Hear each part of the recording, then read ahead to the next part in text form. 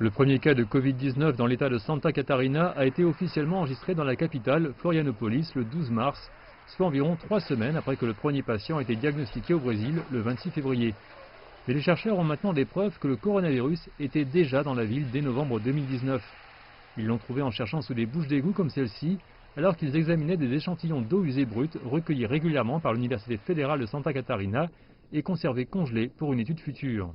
L'équipe a récemment publié un rapport sur leurs conclusions qui n'a pas encore été évalué sur medarxiv.com, qui distribue des rapports sur les sciences médicales, cliniques et de la santé, et qui dit que le virus n'était pas présent dans les échantillons datés de fin octobre et début novembre. Mais le SARS-CoV-2 a été retrouvé fin novembre et tous les mois suivants jusqu'en mars 2020.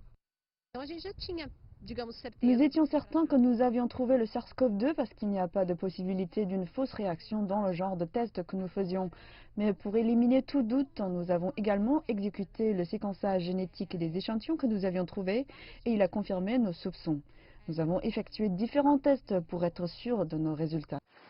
Les chercheurs du laboratoire de virologie appliquée de l'université espèrent que leur découverte encouragera d'autres scientifiques à continuer à chercher les signes antérieurs du virus.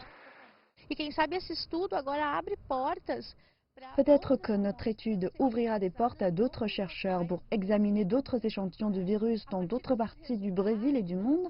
Une fois connus ces résultats, nous devrions également regarder en arrière dans les échantillons cliniques prélevés sur les patients pour savoir si ce virus avait déjà infecté des personnes. Trouver le nouveau coronavirus dans les égouts, ici, à Florianopolis, n'était que la première étape de la recherche de l'équipe. Elle travaille maintenant sur le séquençage du génome des échantillons trouvés ici pour essayer de comprendre les différences, le cas échéant, entre le virus qui était ici en novembre et la souche qui circule aujourd'hui et infecte les gens dans cette région. Le séquençage du génome est actuellement en cours dans les laboratoires d'une start-up locale dont le principal secteur d'activité est la réalisation d'études génétiques pour l'industrie alimentaire.